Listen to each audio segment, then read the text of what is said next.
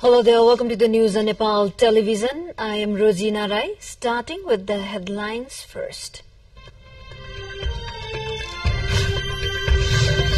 A group discussion from today on 4 proposals presented at the Nepali Congress Mahasamithi meeting. General Secretary Thapa praises for going to polls without forcing electoral alliance. The initial work of Millennium Challenge Corporation projects are in sorry state. Slow progress of transmission line and road construction makes contract process uncertain. US vetoes Algeria resolutions of an immediate ceasefire in Gaza, puts forward an alternative draft resolution on Gaza. And Nepal playing against Namibia today in its third encounter of ICC League 2 series.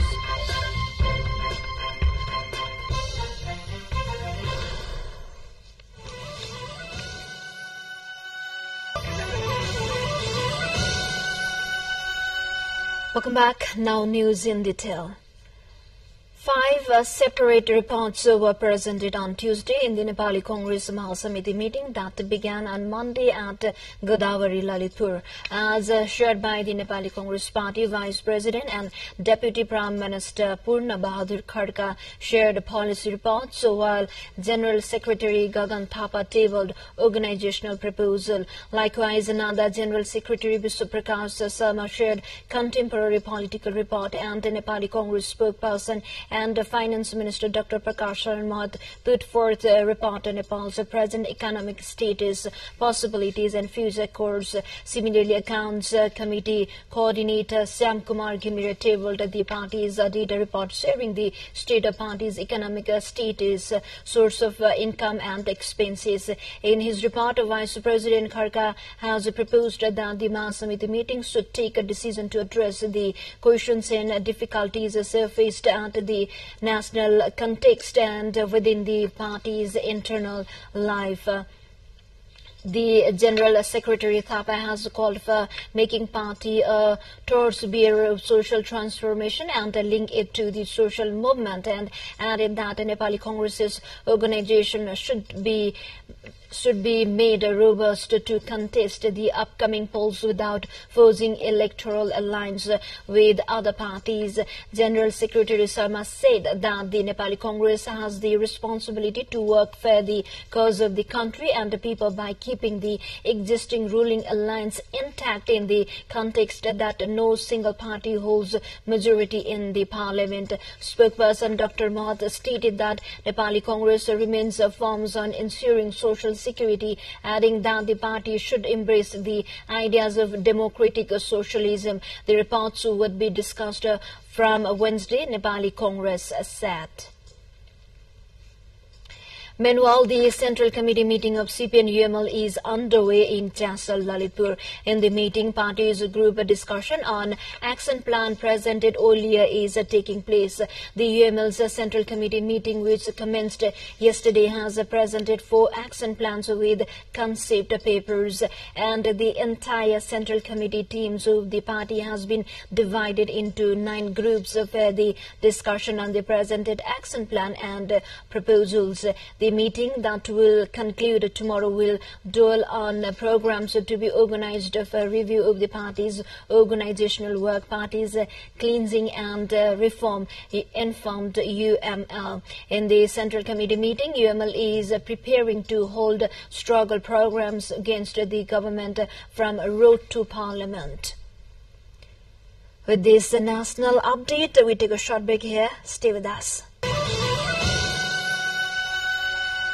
Welcome back. You are watching Nepal Television News. Now we have remaining national and international updates. 6 months have passed since the start of the 5-year completion period for Millennium Challenge Corporation projects. Still, the initial phase of project remains unfinished. Project related to the construction of electricity transmission lines and roads under the Millennium Challenge account Nepal Development Committee (MCA) Nepal are progressing slowly. On October 12, MCA Nepal cancelled numerous contract proposals due to initial cost estimates surpassing surpassing the allocated budget earlier. Land acquisition for the project is still pending, with uncertainty surrounding the reopening of the contracts of cancelled projects and the resumption of procurement processes. Procurement of the 315-kilometer 400 kV power transmission lines has not yet seen a reissuance of binding invitations, and substations is at a standstill. MCA Nepal estimates that 1,471 hectares of land will be required for transmission lines and substations, with the land acquisition efforts ongoing. Facing challenges in utilizing the annual budget, MCA Nepal is on the verge of surrendering allocated funds as per Financial Procedures and Financial Responsibility Act and regulations. Now to weather update. Kathmandu Valley is experiencing a significant shift in weather conditions, with the possibility of rain looming large today as forecasted by the Weather Forecasting Division. According to the division, there is a potential for rain in Kathmandu Valley during the afternoon hours.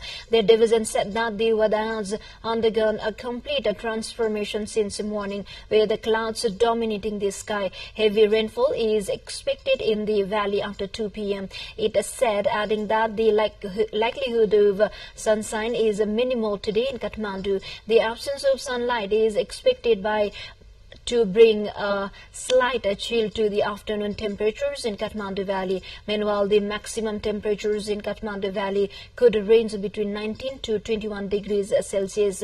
This marks a decrease of Tuesday's maximum temperatures of 23.2 degrees Celsius. The minimum temperatures has seen a slight rise today, recorded at 9.5 degrees Celsius at 5:45 p.m. Now we have another update that is from Dang farmers protest. The Mohi farmers from the Sorgadwari area in Dang are demonstrating in Khorahi of Dang, demanding ownership of the land. In Dang, there are 753 bighas of land registered under the name of the Pyutan Sorgadwari Ashram Trust, in which they have been residing since long.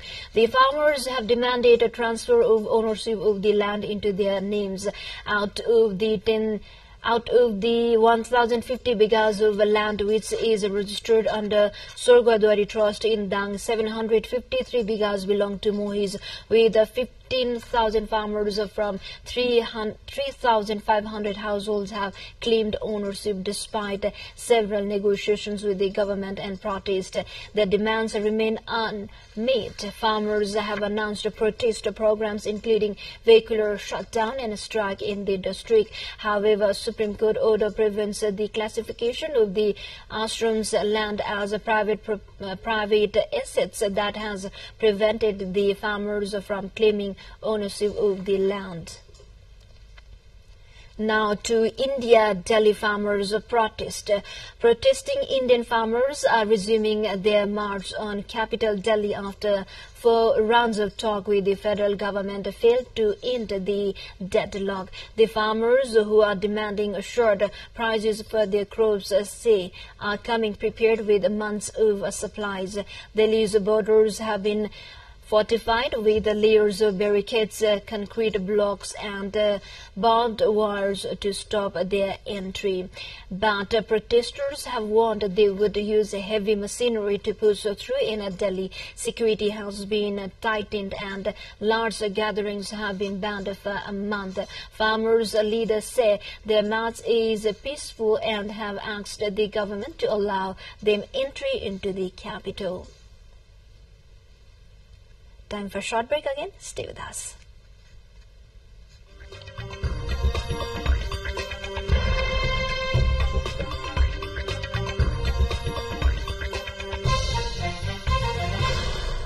Thank you for staying with us. Now we have remaining international update. The U.S. has vetoed a resolution at the UN demanding an immediate ceasefire in Gaza after proposing its own draft using a temporary ceasefire. Washington said the Algerian proposed resolution would jeopardize talks to end the war, but the move has been condemned. The U.S. allies expressing regret that the original ceasefire motion was blocked by the White House. In its own resolution, the U.S. warned Israel not to invade the city of Rafah. The U.S. has previously avoided the word ceasefire during UN vetoes on the war, but President Joe Biden has recently made similar comments. 13 countries on 15-member body backed Algeria's resolution, while the UK abstained. The draft resolution proposed by the U.S. calls for a temporary ceasefire as soon as on the condition that all hostages are released, as well as urging barriers on aid reaching Gaza to be lifted. Now to Pakistan. Pakistan's two dynamic parties announced that Tuesday's power-sharing agreement that is set to return Shehbaz Sharif to the premiership after an election this month failed to produce a decisive winner. The Pakistan Muslim League Nawaz PMLN will be backed by the Pakistan People's Party in a new administration, they jointly announced. Both parties won fierce seat. Then candidates loyal to jailed former PM Imran Khan on 8 February. On X, Mr. Khan's PTI party branded the coalition mandate thieves. More than 6 days after reaching an initial deal to form a coalition, the PMLN and PPP announced a full agreement had been concluded at a press conference on Tuesday. To the more updates, before that, let's have a quick look into the highlights of the side.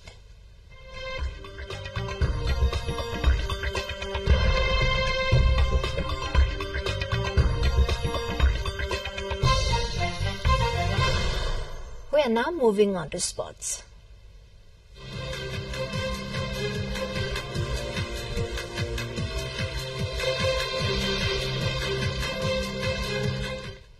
Nepal is playing its third group stage match of ICC Cricket World Cup League 2 series against Namibia, and Nepal has posted 169-run target to Namibia.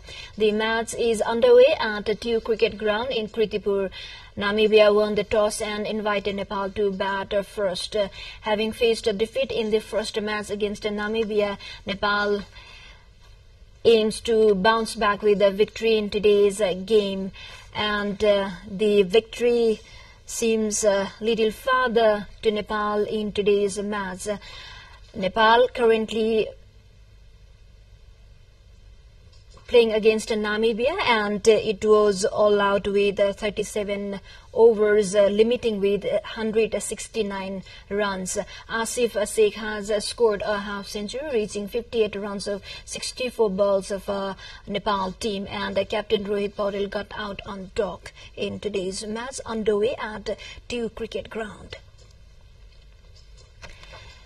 Substitute Marco scored to hand Inter Milan the advantage in their Champions League last 16 tie against Atletico Madrid, and a shot was parried into the path of by Atletico goalkeeper Jan Oblak, and the Australian forward finished with the powerful shot from a tight angle. And they have missed several big chances earlier in the second half. He added over the bar as well as firing over when they go gapping. Atletico host the second leg at Civitas on 13th of March. Before we wrap up, quick reminders of the headlines once again.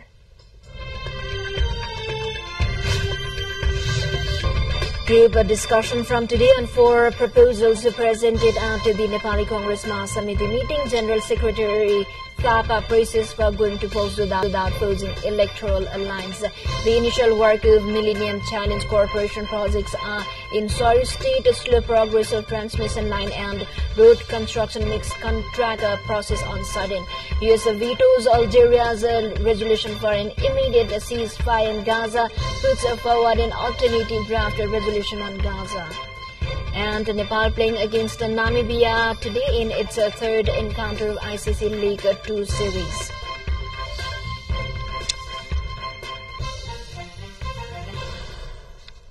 Well, this is all we have for this moment. Until our next bulletin, keep watching Nepal television. Have a good day ahead. Namaste.